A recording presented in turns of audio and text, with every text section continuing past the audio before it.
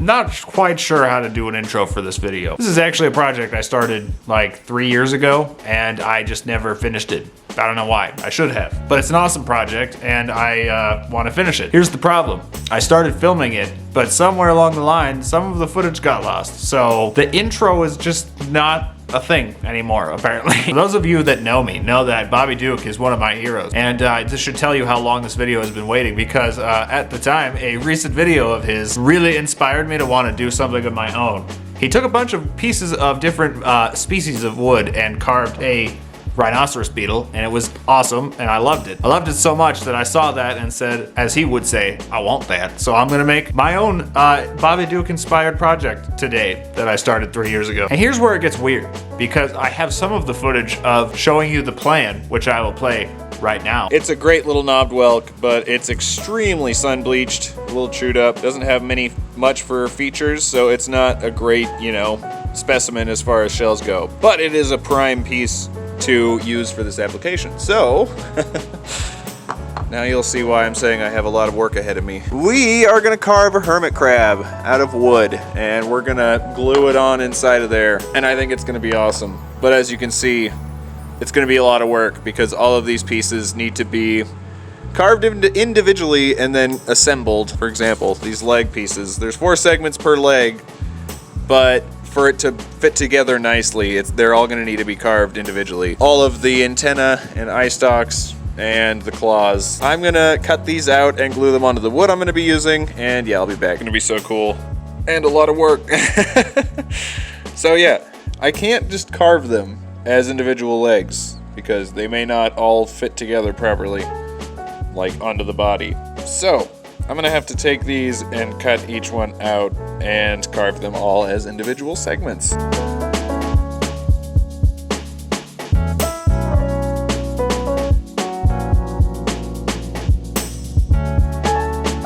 But for some reason, I do not know what happened to the videos of us actually cutting out the pieces. So playing in the background right now is a dramatic reenactment of me cutting out the wood. And then I have a few clips of me carving.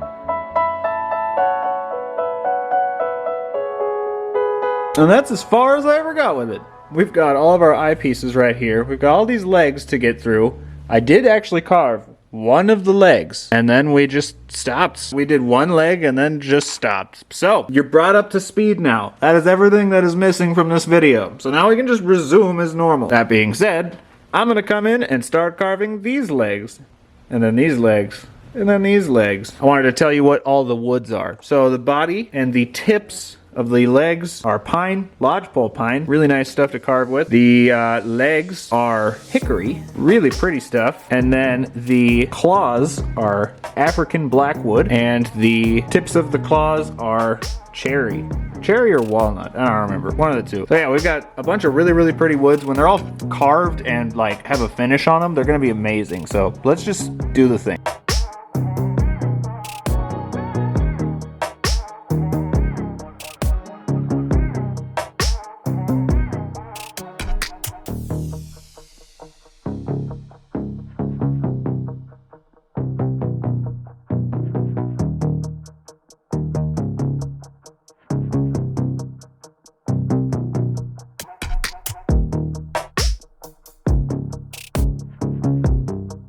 Alright, that leg's done.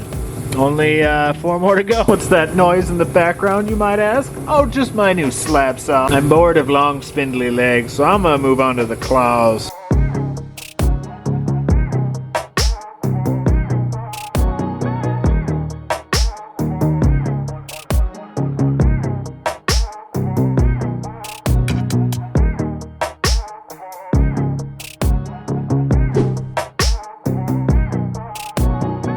Alright, well that's about the progress that I have time for today. We'll come back and finish more legs tomorrow, but man, look at how cool the contrast is on this claw. This is cherry, by the way, I was wrong.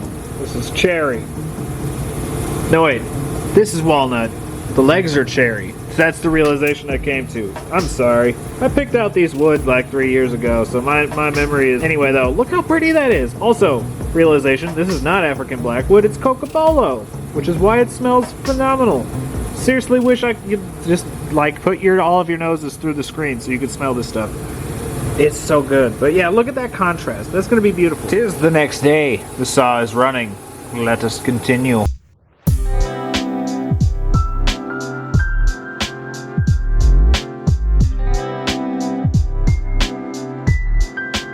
Alright, we have all the legs on one side done. You may notice that I didn't do the insides, like these parts right here. Oh gosh. And that is strictly because they're going to get seated in a way where they look like they're overlapping, you know, jointed.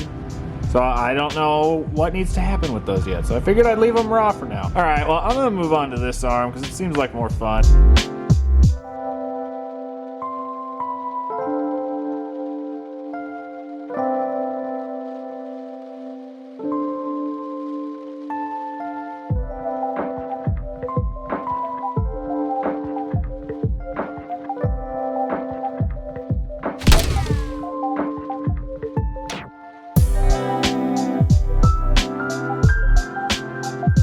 Okay, so we have every leg piece and claw finished. So now we need to move on to the antennae parts and eyeballs.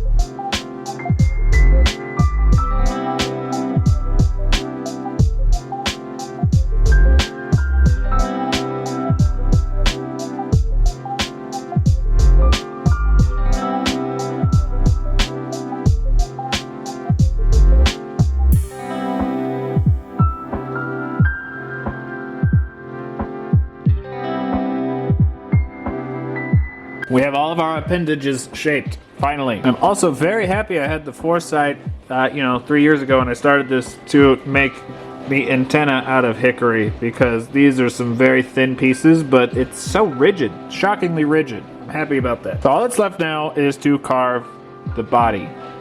And the way this is gonna work is we're gonna have to have it like,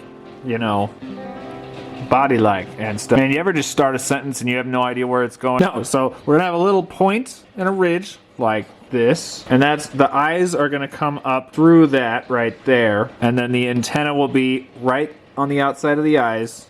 We also have to make little slots to make the body segmented so we know where to put all of the legs. Oh, this is gonna be some work. And then after this is carved, then we can start assembling our legs, which means we have to come back in and hollow these out just a little bit so that they slot into each other. I was like, man, we're almost done with this. And then I just went over everything in my head. It's like, no, we're not even close.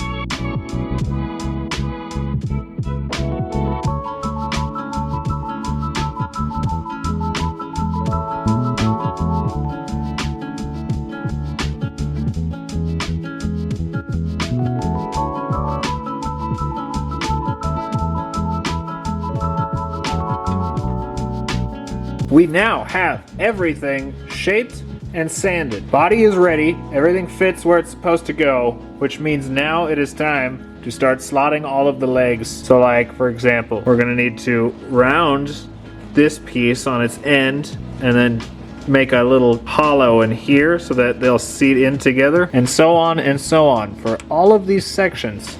And it's probably gonna go super quick, right? Yeah.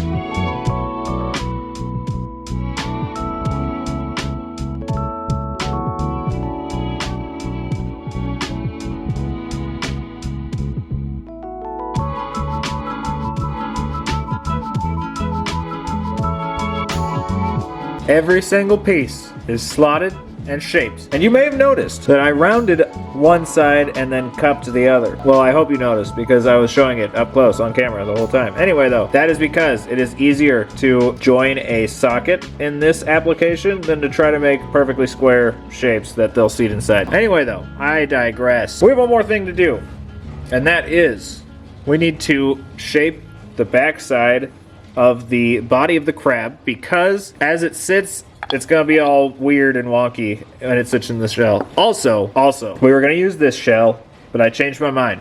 Apparently when I was cutting out all these pieces, I had a much smaller end goal in mind, so it doesn't really fit in that shell anymore. So we're upgrading to this shell, which is actually a fossil knobbed whelk, same species, but this is actually Miocene, might be Pleistocene, I don't remember, from Florida, and I found it with wild caught. As you can see, that is just much more fitting size-wise. That'll be more accurate, I think. But again, we want him to sit straight, but that means we gotta trim up that corner where it's touching, because otherwise he's gonna be all lopsided, and I don't want that.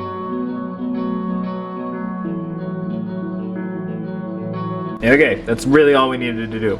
It'll sit a little happier now. Well, it took 3 years and like 3 days, which it makes me just shake my head even more now, because this went way faster than I thought it was going to. Anyway though, put off a freaking project that I could have done in a week for 3 years. What the heck? But I can sulk later. Anyway, it is time to join all of the pieces on the legs, which means I'm gonna use this stuff because I think it'll work best, I assume.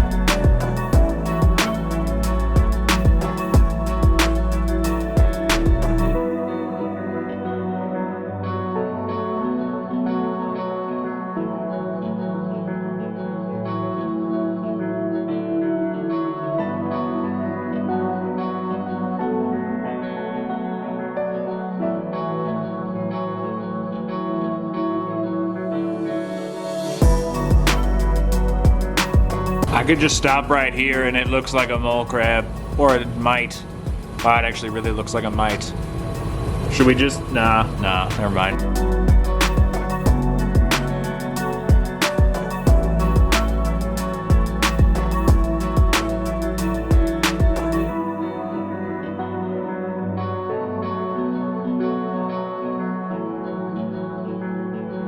So I'm not gonna show you it in full yet.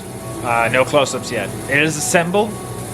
All that's left now is lacquer and something else that I forgot. But I don't want it falling apart on me with fresh glue, so I'm gonna give it overnight to set. So we'll finish this tomorrow. And in the meantime, I'm gonna just sit like this. Actually, no, I'm not. That really hurt. All right, we're back. Let's finish this thing. Get it? Finish.